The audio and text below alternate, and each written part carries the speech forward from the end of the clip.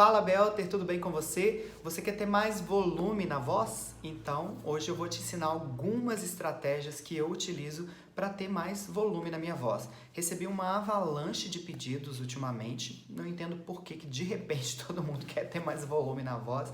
E isso é uma coisa que a gente aprende, né, que eu ensino para os meus alunos nas minhas aulas presenciais e também no meu curso online. Mas então eu vou dar uma palhinha para vocês aqui gratuitamente no canal, tá bom? Então fica comigo. Fala Belter, tudo bem com você? Eu sou o Beto Soroli, o seu vocal coach na internet, e hoje a gente vai falar de volume, como ter mais volume na voz. Então, para a gente começar a falar de volume, a gente tem que separar volume de projeção, tá? Volume a gente pode conseguir de várias formas, fazendo força ou não fazendo tanta força assim.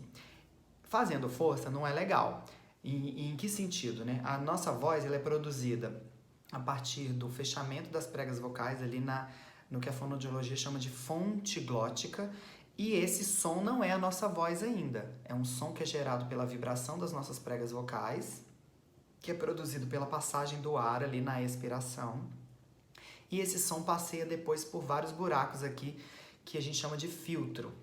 Então, o filtro é que vai definir a voz que chega aqui fora. E eu posso aumentar o volume da minha voz pelo trabalho intensificado na fonte, só que isso vai me gerar um pouco de estresse, de cansaço, vai atrapalhar algumas coisas, por exemplo, a minha voz de subir mais. Geralmente quem canta fazendo muito volume, com muito trabalho na fonte glótica, não tem muito agudo. Então, esse é o jeito errado de produzir volume, vamos dizer assim, porque ele limita a sua voz e ele também pode te cansar muito mais rápido. E a gente pode fazer volume através do filtro, que é a chamada ressonância, etc., que a gente vai fazer a projeção da voz através do filtro. A projeção, ela tem a ver não somente com o volume de voz que vai vir. A partir do momento que eu aumentar o filtro é o que? É um tubo formado por cartilagem, músculo e mucosa. O que a gente controla ali é o músculo. Quando a gente contrai o músculo, ele vai estar estreitando o tubo. Quando a gente alonga o músculo, ele vai estar alargando o tubo. Então, se eu alarguei o tubo, vai reverberar mais, vai ressoar mais buracos, vamos dizer assim, e vai ter realmente mais volume de onda sonora saindo. Porém, entretanto, todavia, não é só o volume que vai dar a sensação de voz maior, de potência. É a projeção que tem a ver com os harmônicos, né? Quando a gente tem mais harmônicos na nossa voz, ela ressoa mais. O ouvido de quem estiver te ouvindo, né? A forma como a gente escuta vai estar captando mais harmônicos na nossa voz. Harmônicos, para a gente definir de uma forma bem simples, bem prática, seriam sons que estão juntos com o som fundamental. Porque quando a gente canta uma nota, Dó, eu não estou cantando só a nota Dó, junto com a nota Dó está ressoando outras notinhas ali que o ouvido não capta assim a princípio, né? Não capta, vamos dizer assim, tão rapidamente. E tem algumas experiências que a gente pode fazer com violão, quem toca violão sabe que dá para ouvir os harmônicos do violão, piano também, enfim, outros instrumentos que dá para ouvir os harmônicos. O canto difônico, por exemplo, ou o canto polifônico, né? Com mais de um som, é um tipo de canto, de técnica que utiliza o harmônico junto. Então não é que a pessoa tem duas vozes, é que ela tá mexendo ali o filtro para destacar um som que normalmente a gente não ouviria. Mas esses sons estão ali e são eles que definem o timbre. Então, se eu aumento o meu filtro, eu vou estar mexendo nos harmônicos, que vai encorpar mais o meu timbre e vai dar uma sensação de maior projeção. E também vai aumentar o volume, sim, né? É o que os cantores líricos fazem. Eles aumentam bastante o seu filtro para poder ter mais projeção. Um cantor de canto popular, de música pop, até mesmo de belting, nem sempre ele vai estar cantando com muito volume, não. Isso aí a gente pode observar pela distância do microfone, por exemplo. Repara a Beyoncé que ela sempre canta com o microfone bem pertinho da boca. Quando o cantor estiver dando cabeçada demais, afastando muito o microfone, significa que ele está com uma grande projeção. Ele pode estar fazendo a projeção por volume na fonte, né, lá no fechamento das pregas vocais, contraindo bastante a prega vocal, soprando muito, né, acaba que a contração da prega vocal exige que você empurre mais o ar, isso não é muito saudável e vai limitar a voz do cantor, como eu já falei, e é o que eu chamo de behalting, e ele pode estar abrindo os espaços, utilizando os espaços que vai destacar o harmônico, que vai dar aquela sensação de volume, né? De grande projeção, um som que chega mais longe, vamos dizer assim. E isso não tem a ver com força, ok? Mas é possível sim você aumentar a percepção de volume da sua voz, ok? Então, para a gente ter uma base de fonte saudável, eu quero que você faça assim, ó. Deixa eu ligar aqui meu piano. Os meninos vão fazer aqui nesse tom, ó. Uou, uou, uou, uou, uou. Uou, uou, uou, uou, uou. Uou, uou, uou, uou, uou. Ok? Nota que eu não tô fazendo assim. Uou, uou, uou, uou, uou. Eu não tô fazendo uma contração intensa das minhas pregas vocais.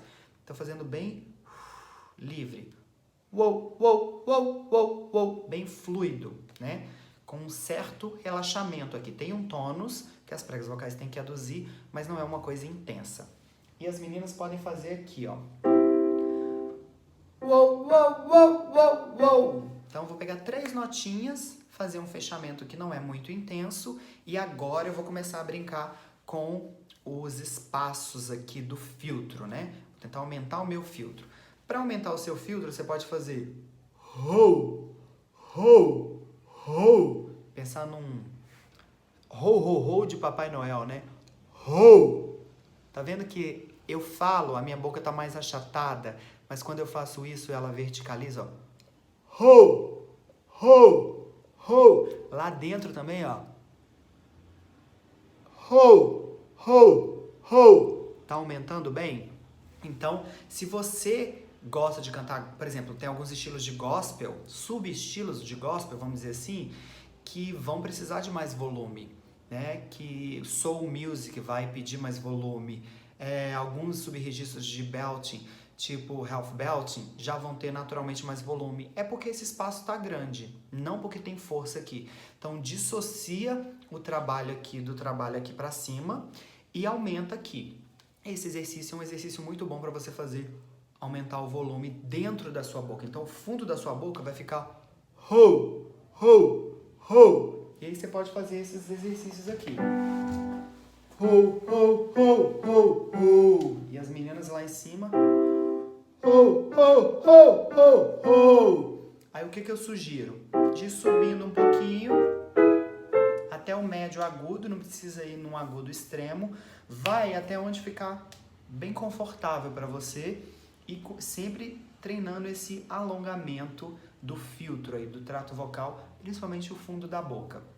Se você treinar isso regularmente, você vai adquirir a isometria muscular, né? De conseguir manter esse alongamento, esse espaço aberto.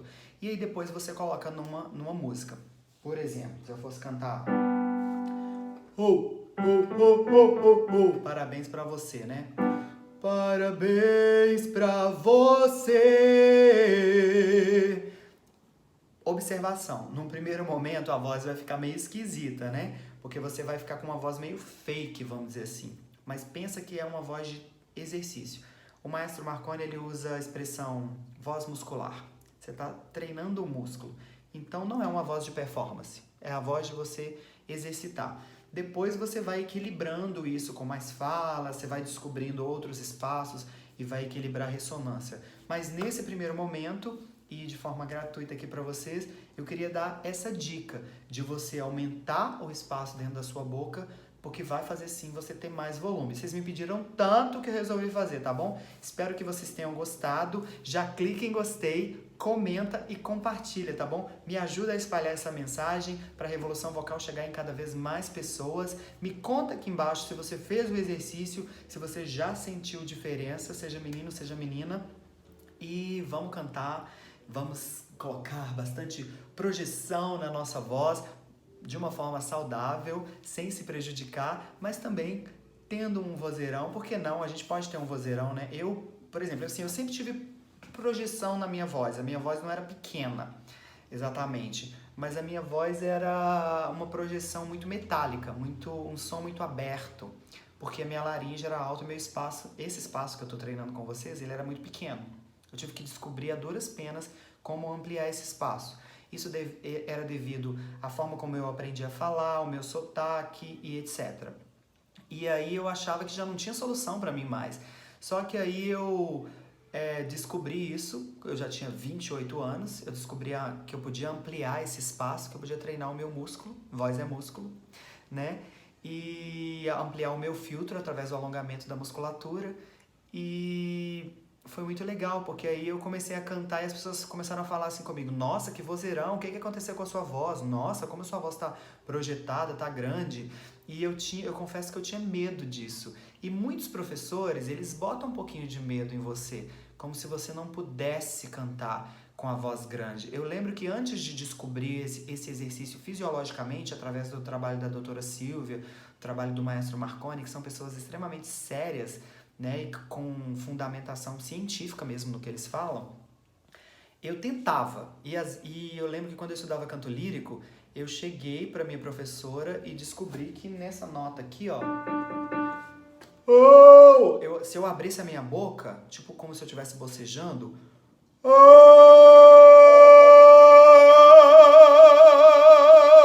eu tinha muito volume. Eu já achava estranho que aquilo não combinava com a minha voz falada, mas eu não sentia dor. Então eu fui mostrar pra ela, falei: o que é isso, tá certo? Ela falou assim: não faça isso. E não me explicou por quê, porque ela não trabalhava com um embasamento fisiológico e simplesmente me proibiu, como se aquilo fosse me machucar. E aí, depois eu descobri que era uma bobagem, que a gente sabe quando tá fazendo muita força ou não. Se a gente prestar atenção no nosso corpo, a gente sabe. E se você não estiver fazendo força, é o seu corpo que está produzindo, então é a sua voz. Foi isso que eu aprendi com o maestro Marconi, porque quando eu comecei a cantar assim, eu tinha esse paradigma na minha cabeça, falava assim: não, minha voz não é assim, minha voz falada não é assim. Mas quantos cantores falam de um jeito e cantam de outro? Todos os líricos e muitos cantores pop. Já viu a Christina Aguilera falando? Já viu a Beyoncé falando? E já viu elas cantando? Não é igual, a voz falada não é igual a voz cantada, ela não precisa de ser. E a minha voz falada, por exemplo, é super econômica, vamos dizer assim, a minha laringe é mais neutra, meu timbre é um pouco mais agudo, mas quando eu quero fazer uma voz mais encorpada, é só ampliar o meu filtro, alongando a musculatura, e que vai ficar com muito volume, muita projeção, um timbre mais rico, com um timbre um pouco mais grave. Isso não tem problema nenhum, porque eu não estou me machucando fazendo isso. Eu canto de domingo a domingo, dou aula para um monte de gente e a minha voz está aqui, tá bom? Então espero que tenha te ajudado. Se inscreva no canal, ativa o sininho para não perder nenhuma notificação. Não saia sem deixar um like e até o próximo vídeo. Tchau!